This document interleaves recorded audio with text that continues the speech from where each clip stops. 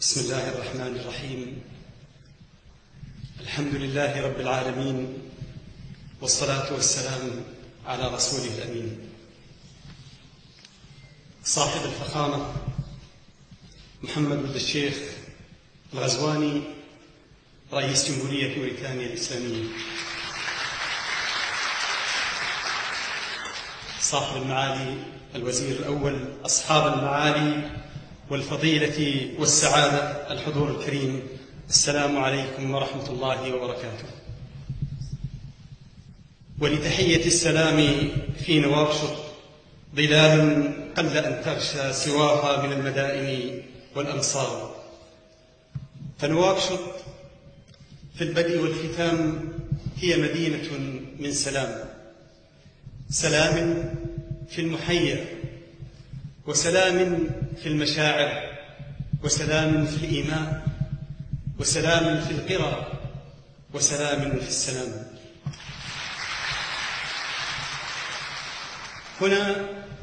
هنا يمشي الاطمئنان مسائلا عن سواه، فلا يلقى غير نفسه والأمان، جائلين في العبارة والمتن والشروح والمحاضر وطيب المعشر وأغنيات التلال وترنيمة الساحل وديوان قديم للمتنبي، مسامرا أراجيز رؤبة بن العجاج وغرائبيات طرفة بن العبد، ومنوحا بإعجاب لمحمود درويش وأمل دنقل ومحمد بن نيس. ها هنا في نواكشوط الواصلة بين شرق وغرب وجنوب وشمال، ففي صحرائها بعض من اجتماع سراب يذكر بتلال نجد وسفور تهامة وسيرة بني هلال، وفي وداعة النهر احتفال طقوسي خفي لقبائل الماساي والزاندي والفلان، وفي لحونها زقزقة من فرح الأحباش وشجون النوبة والصعيد البعيد، لوحة من جمال وتشكيل من حلو وود وابتهال. فما تقول عن نواكشوط وماذا تدع؟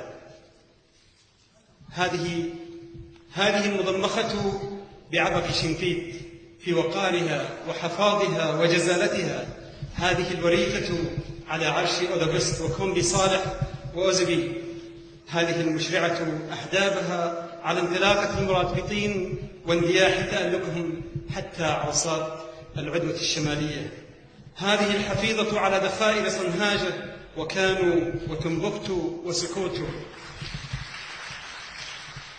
هذه المستمسكة بحنيفيتها المعتزة بعروبتها الحانية على مغاربيتها، عين على السيادة وقلب في الانتماء وذهن من دبلوماسية ذكية.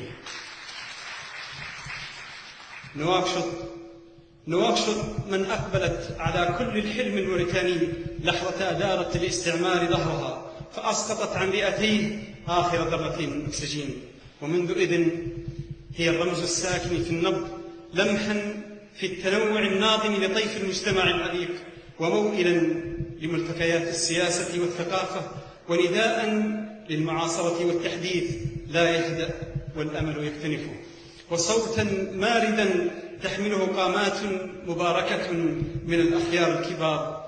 إنها نواكشوط وهذا عامها. منها ومن غيرها من مدن كانت الانطلاقة تمضي فتحترم في مدائن الشرق والغرب، بانية أمجادا في الشعر والأدب، ودورا للحكمة في الشريعة وأصول الدين، ومرجعا في النحو والصرف، وبدائع يضرب لها الضاد. فكان أولئك بحق شرف نواكشوط وشنقيطي وتشيت وولاثة وودان وغيرها من المدن والقرى المعروفة لديكم والمقدرة في عالمنا الإسلامي. والمجال هنا لا يتسع لذكر أولئك الأعلام أو ذكر أسمائهم، ويكفيك بالبستان بعض زهره وبعض نشره. تلك قصة لا يضرب لها مثل اللسان الحساني أقرب أرخبيل محلي لفصيح اللغة في بلاد العرب قاطبة. وبهذه المآثر استحقت نواكشوط أن تصنع عاصمة للثقافة في العالم الإسلامي لعام 2030 اختيارا واختبارا.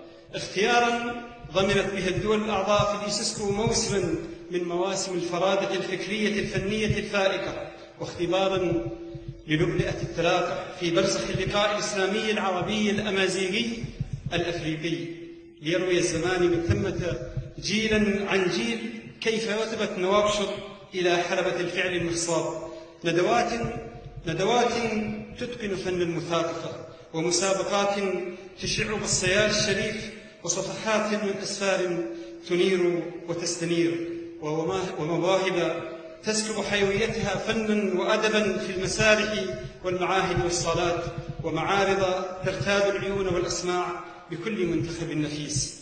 إنه وعد عام كامل تهيأت له منظمة العالم الإسلامي للتربية والعلوم والثقافة دعما ومساندة وتنسيقا لتمشي الإيسسكو طوال 360 يوما وأكثر بعد هذا الهواء الذي يدلف إلى نواكشوط من جهاتها العشر.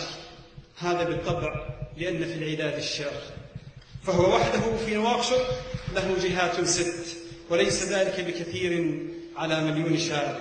فمرحبا بنواكشوط في أفئدة أكثر من 1,200,000 نسمة من أبناء وبنات العالم الإسلامي، ومرحبا بالهمم والعزائم على مدرج عاصمة الثقافة. وكم يسعدني في هذا المحفل أن أعلن عما ستقدمه الإيسسكو لمدينة البحر والسهل، دعم ثقافي متكامل تزهو به نواكشوط بين شموخها ودلالها، بين مختبراتها ومتاحفها، فإنها علينا لغالية. وإليكم غيض من فيض ما ستشرف الإيسسكو بتقديمه.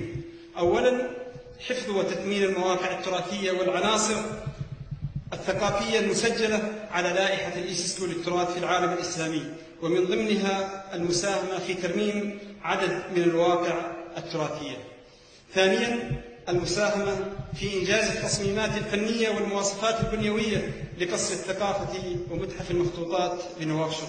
ثالثا، المشاركة في عقد الندوات والمهرجانات والمعارض والجوائز في مجال التراث والأدب والشعر والفن، وتنمية المواهب الناشئة والعناية بالفئات ذات الاحتياجات الخاصة. رابعا، التعاون في تنظيم المؤتمر الدولي الثاني حول دور القيادات النسائية الجامعية، وتخصيص هذه الدورة لمساهمة المرأة الموريتانية في التنمية الثقافية والدبلوماسية الحضارية. خامسا، المساهمة في دعم المبادرات المقراولاتية لتنمية الابتكار والإبداع وبناء القدرات الشبابية في هذا المجال. سادسا، إطلاق منتدى الإيسسكو للشعراء الشباب الذي سيعمل على تشجيع الشعراء الشباب في موريتانيا وصقل مهاراتهم وإبراز إبداعاتهم وتثمين مساهماتهم في خدمة قضايا الحوار والسلام. ووعيا منا بتطلعات الجيل الجديد في ولوج عالم الرقمنة، ستدعم الإيسسكو استخدامات التكنولوجيا في المنظومة التربوية والتعليمية في موريتانيا. فشكرا لشباب نواكشوط وشاباتها، شكرا لجموع المفكرين والأدباء والفنانين، وشكرا مبجلا للجنة الوطنية للتربية والعلوم والثقافة واللجنة العليا للاتفاقية. شكرا وتقديرا كبيرا لوزارة الثقافة الموريتانية ممثلة بوزيرها الهمام. شكرا لكل أولئك الذين جعلوا الحلم حقيقة وما أجملها من حقيقة. وقبل ذلك كله شكرا وافرا جليلا وتقديرا غامرا أصيلا لفخامة الرئيس محمد بن الشيخ الغزواني الذي يشكل حضوره في صدارة هذا الحفل إشارة ذات مغزى تاريخي في مضمار التنمية الثقافية بجمهورية موريتانيا الإسلامية، ودعما كبيرا لمنظمة الإيسسكو القريبة منكم الغالية على قلوبكم. وختاما، اسمحوا لي أن أهدي هذا الأديم النواكشوطي بعضا من نشيدي، فلعل هذا الإنشاد يضيف شاعرا إلى المليون ليصبح العدد مليون شاعر، ليصبح العدد مليون شاعر وشاعر. الأطلسي تباهى في محياها، وهام شوقا وأسرى في حناياها. الأطلسي تباهى في محياها، وهام شوقا وأسرى في محياها، وقام يهمس في أمواجه طربا يسامر النجم مفتونا بمرآها. هي المدينة والتاريخ يعرفها، والبيد والعيس تشدو في طواياها. هذه نواكشوط بنت الجود باسقة نبراس عز تجلت في حناياها. هذه نواكشوط بنت الجود باسقة نبراس عز تجلت في حناياها. إذا أتيت إليها أقبلت كرما، وإن بعدت فإن الوعد لقياها. فيها الأكارم أصل الطيب معدنه، والفاضلات كريمات سجاياها أبية في دروب المجد شامخة. أرى الجمال مضيئا من ثناياها، والشعر فيها له جاه وألوية، وهج الثقافات فيه من خفاياها. أم التراث أهازيجا ومحضرة، وللبصيري منها نفح رياها. هي العواصم ليست كل عاصمة يزهو من الأدب الوضاح مصراها. هي العواصم ليست كل عاصمة يزهو من الأدب الوضاح مسراها. واليوم أنت عروس في ثقافتنا، واليوم أنت عروس في ثقافتنا. بانت سعاد فأنت اليوم مجلاها.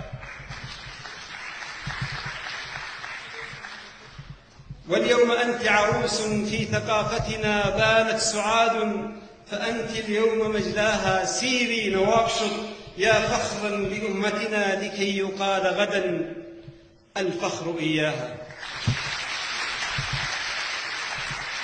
فأنت عاصمة تغري الوجود لنا. حي الرئيس بما حيت وحياها.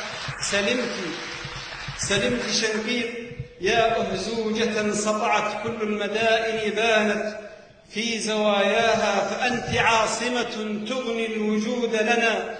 حي الرئيس بما حيت وحياها.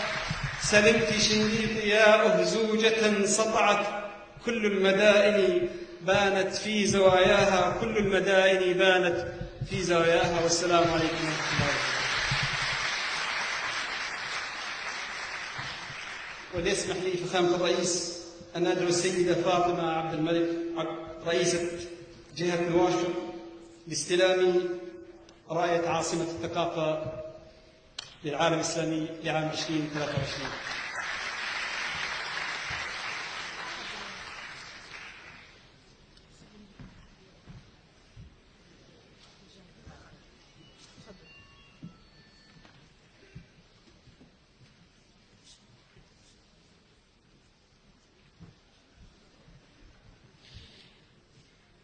الآن تتسلم رئيسة جهة نواكشوط السيدة فاطمة بنت عبد الملك الشعار الرسمي لاحتفالية نواكشوط عاصمة للثقافة في العالم الإسلامي 2023.